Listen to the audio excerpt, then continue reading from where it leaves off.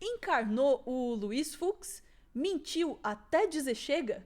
Eis como foi o discurso do Donald Trump na ONU. E a gente vai destrinchar os absurdos que foram ditos para vocês entenderem. Toma aí um comprimidinho pro estômago, né? Respira fundo e vamos ouvir o Pedro Zambarda agora no Plantão do Meteoro. Bora lá.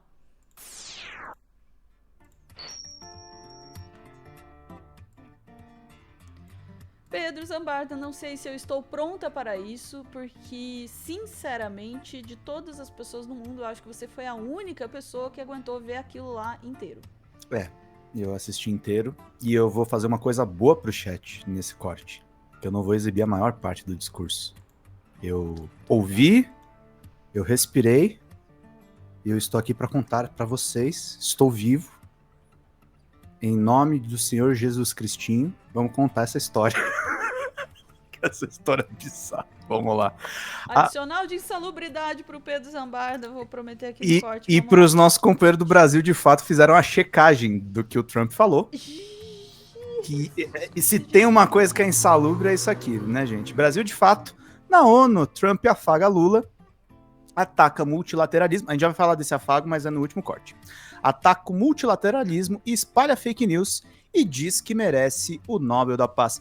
Olha, Ana, se tem uma coisa que é superior à autoestima do homem hétero, é a autoestima do Donald Trump. Não, realmente. Realmente. Todas as autoestimas de todos os homens héteros do mundo combinadas em um só. É uma Genkidama, um negócio assim muito doido. Parabéns, assim, às pessoas que dão bola para este homem. Discurso errático. Durante o pronunciamento, Trump disse ter resolvido os problemas econômicos do seu país. O Trump economista, que merece o Prêmio Nobel da Paz por ter encerrado 7 guerras. E atacou a própria ONU, a ousadia, né? Você vai na casa da pessoa, almoça e fala mal do almoço e da pessoa. É o que ele fez aí nessa reunião. E países como Irã e China. Durante o discurso, o magnata disparou contra inúmeros alvos, frequentemente usando argumentos contestáveis. Donald Trump abriu a sua fala com os maiores sucessos dos seus primeiros 8 meses de mandato. Ele enumerou uma série de razões pelas quais acredita que os Estados Unidos estão na era do ouro, pintando um quadro róseo da economia do seu país, dizendo que a inflação e o desemprego caíram e que a única coisa que subiu foram as transações financeiras. Ele também dedicou parte do discurso a falar sobre a repressão à imigração em seu segundo mandato. Eu quero agradecer a El Salvador pelo trabalho bem-sucedido e profissional que realizou ao receber e prender tantos criminosos que entraram no nosso país. Foi sob o governo anterior que esse número bateu recorde e todos eles estão sendo retirados. Ele não perdeu um momento para atacar o Biden, assim. Toda hora que ele podia, a culpa é do Biden, eu tô fazendo melhor. Trump repetiu a sua afirmação questionável de que encerrou guerras desde que retornou ao cargo. A ONU tem um potencial tremendo, eu sempre disse isso, disse o presidente. Tudo que eles parecem fazer é escrever uma carta com palavras muito fortes e nunca dar seguimento a essa carta. São palavras vazias, e palavras vazias não resolvem guerras. A única coisa que resolve guerras, e guerras, é a ação. Podia ser uma fala do Stallone, podia ser do Schwarzenegger em qualquer filme altamente questionável, mas é um presidente de um país dizendo essas coisas. Trump diz ter colocado... veio de algum filme. Não parece. Tipo, sei lá, Exterminador do Futuro 2. É isso. Trump diz ter colocado fim, por exemplo, às tensões entre Paquistão e Índia, que existem há anos. Após 4 dias de ataques, o presidente estadunidense postou que os países haviam concordado com um cessar-fogo imediato após uma longa noite de negociações mediada pelos Estados Unidos. A Índia, no entanto, minimizou os relatos sobre o envolvimento de Trump e disse que as negociações foram realizadas diretamente entre as nações envolvidas por meio de canais existentes, estabelecidos entre os dois exércitos. Embora Trump tenha reconhecido brevemente que precisamos parar a guerra em Gaza imediatamente, ele não mencionou o agravamento da crise humanitária ou o genocídio palestino cometido por Israel. Precisamos resgatar os reféns, falou de Hamas, claro. Queremos todos os 20 de volta, não queremos 2 e 4, disse Trump.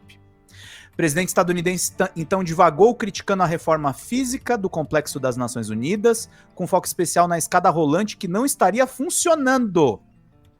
Trump afirmou que caso a Rússia não esteja pronta para fechar um acordo e encerrar a guerra, os Estados Unidos estão totalmente preparados para impor uma rodada muito forte de tarifas poderosas, Ele repreendeu os aliados europeus e disse que teriam que se juntar aos Estados Unidos, adotando exatamente as mesmas medidas. Ana, foi um festival de horrores, tá? Ele falou que o Acordo de Paris é uma fraude. Ele falou tudo, cara. Tudo. Eu até diria assim que, eu sei que vocês sofreram com o voto do Luiz Fux, porque foram 14 horas, ele venceu mais pelo cansaço. O Trump, acho que em 1 hora, ele desovou os horrores assim, com a gente se perguntando por que os líderes mundiais não se retiravam daquela sala. Exatamente. Que estavam sendo todos ofendidos, com exceção de um. Mas mesmo assim o Brasil foi ofendido, não ele. Ele flertou o Lula ali. A gente já vai falar disso no outro corte, que é justamente o que rolou. E aí, veja, o argumento mais escandaloso foi essas tais de 7 guerras. O Globo fez um apanhado e é absurdo quando a gente olha no detalhe do que ele falou. Olha só, na ONU, Trump disse ter resolvido 7 guerras, mas a coisa não é bem assim, claro. Entenda. Aí vamos aqui só para os 2 primeiros parágrafos, não vou ler a matéria inteira.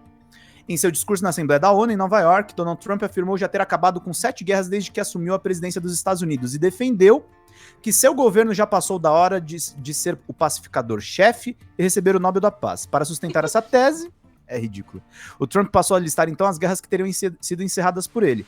Ao olhar para cada uma delas, há conflitos que duraram dias e não há certeza de que os acordos de paz citados pelo presidente americano tenham garantia de serem duradouras. Eu vou en passant, ele falou de Israel e Irã, ele falou de Paquistão e Índia, que o Brasil de Fato, aliás, parabéns ao editor de internacional deles, que é muito bom, que o Brasil de Fato falou. Ele falou de Ruanda e República Democrática do Congo, ele falou de Tailândia e Camboja, e ele falou de Armênia e Azerbaijão, de Egito e Etiópia, de Sérvia e Kosovo, que aliás é um conflito antigo. E, enfim, a gente tem dúvidas sobre o Trump. Mas eu quero citar um só. Israel e Irã. Sabe como é que o Trump pacificou esse conflito, Ana? Ele bombardeou o Irã. Esse é o grande pacificador, Donald Trump. Um exemplo, assim, um homem com um ego que a gente tem que dizer realmente. E aí tem a mentira suprema que ele cometeu, apesar do elogio ao Lula, é importante lembrar o que ele falou das tarifas para o Brasil, né? Que aí é a mentira que nos interessa, né? Vamos lá. Brazil now faces major tariffs in response to its unprecedented efforts to interfere in the rights and freedoms of our American citizens and others, with censorship, repression, weaponization, judicial corruption, and targeting of political critics in the United States. I have a little problem saying this because I must tell you, I was walking in and the leader of Brazil was walking out. We saw him and I saw him, he saw me, and we embraced. A gente vai falar isso no outro corte, mas antes de falar desse amor gostoso do Trump pelo Lula, eu quero só ressaltar o começo do discurso. Ele atacou Alexandre de Moraes no plenário da ONU. Gente, eu não canso de falar o quão absurdo é isso, tá? É o presidente dos Estados Unidos. É como se você pegar uma bazuca e atingir uma formiga. Esse troço não tem sentido. O negócio das tarifas já é problemático. Quando ele fala do sistema judiciário, gente, o que um presidente dos Estados Unidos, da maior potência, vamos lá, vamos falar do ego dele? Maior potência econômica, bélica e tal, eles estão preocupados com Alexandre de Moraes? O que mostra, né, Ana, que, assim, essa extrema-direita perdeu qualquer limite. Qualquer limite. Depois a gente vai falar sobre o Lula, e é bem olhando para isso que a gente teve que ver o tamanho da armadilha. Vamos falar sobre essa armadilha depois, mas não sei se já tinha terminado, Pedro. Terminei. Falei até demais. Tá, vamos falar do ego do Donald Trump aí, né? Sinceramente, enquanto você falava ali dos conflitos que ele disse que atuou, né, como pacificador e tal, fica me passando isso pela cabeça, assim, é só ego? Não é possível. Não uma parte de mim custa acreditar que uma pessoa que chega a presidente dos Estados Unidos, e de novo, não é para babar ovo de Estados Unidos, mas é um país que tem uma posição né, no mundo, queira ou não. O cara que é presidente dos Estados Unidos tem uma obsessão, eu diria, doente, por receber um prêmio Nobel da Paz, e ele em cada oportunidade, ele lança essa, sabe? Ele joga essa ideia. Me parece um negócio, assim, tão absurdo, tão pequeno nesse sentido. Assim, por que ele tem que receber um prêmio Nobel da Paz? Ah, é porque Obama recebeu e tal, enfim. Mas ainda assim, entende? É uma uma palavra para isso, é uma pequenez, assim, né? Querer um negócio desse que não tem nada a ver, assim, e tentar inflar isso, enfim. Fora isso, que climão, né? Você imagina na organização mundial, né, dos países. Em Nova York. Em Nova York, você tem o presidente do país anfitrião, vai lá e faz um discurso coalhado de mentira, de ataque a outros países, né? Tá todo mundo sabendo o que está acontecendo, o que ele está fazendo com o Brasil, tá todo mundo sabendo, sabe quais são as intenções dos Estados Unidos, e ele chegar e fazer um discurso desse. Diante disso tudo, a parte que eu tinha achado mais absurda, ela é só pitoresca, né? Ele falar até da reforma do prédio, do piso de mármore, da escada rolante, assim, um negócio completamente Abu Blab Baby das ideias, atacou até a China. E você imagina, o cara tá lá, tá numa reunião da ONU, e ele tá lá falando besteira e notícia falsa sobre os outros países que estão ali sentados. É um negócio, por um lado, assim, inacreditável, e por outro, extremamente preocupante. Sim. Porque me fala um pouco do quanto está ruindo também, né? A coesão e a capacidade dos países numa organização como a ONU se organizarem. Porque você tem um jogador de peso como os Estados Unidos que está chutando todas as regras e todas todas as convenções. Bom, eu chegar e dizer que o Acordo de Paris não vale nada, né? Então, assim, todas as estruturas simbólicas que mantinham a capacidade de negociação e de algum tipo de cooperação ali, elas estão ruindo, e os Estados Unidos são o agente corrosivo nessa história. Uhum. Né? Eles são um ácido derramado aí em cima da ONU. E me preocupa que ainda não tenha um puto para erguer a mão e falar, escuta, não dá. É isso que você falou, que as pessoas não levantam e vão embora. Porque os Estados Unidos, infelizmente, ainda gozam de algum tipo de proteção, né? Algum tipo de status. Eles rapidamente estão perdendo essa proteção e esse status. E estão fazendo um esforço muito grande para que isso seja feito o mais rápido possível, aparentemente. Mas ainda tem esse pudor. Ninguém levanta e vira as costas para o presidente americano. Mas até quando isso vai durar? Uma coisa que eu, trazendo um pouquinho só daquela experiência mais subjetiva, né? Eu até contei, acho que essa história para você, Ana, que eu tive um avô que foi parar em campo de concentração na Segunda Guerra Mundial.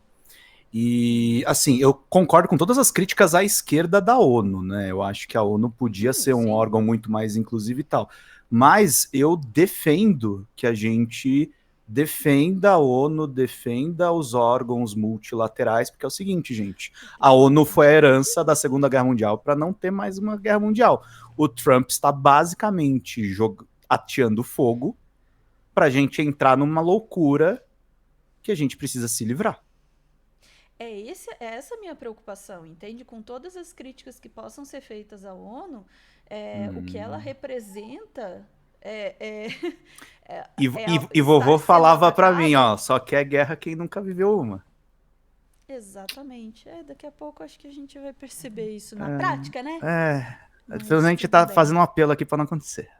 Importante. Todo mundo tá achando que não, isso aí só vai afetar os outros. Não, só vai afetar os outros. Não é assim que o Lula funciona. tá sendo chamado pelo Trump, gente. Isso não é uma boa notícia.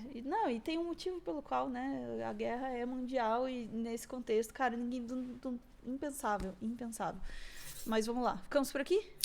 Ficamos por aqui com o Nobel da Paz que clama pela guerra. Não, só o que me faltava, sinceramente, se esse homem ganhar um prêmio Nobel da Paz, eu me transformo instantaneamente numa tampa de bueiro. Vamos lá. Chat, voltamos em instantes para mais notícias do dia. Eu tenho até medo.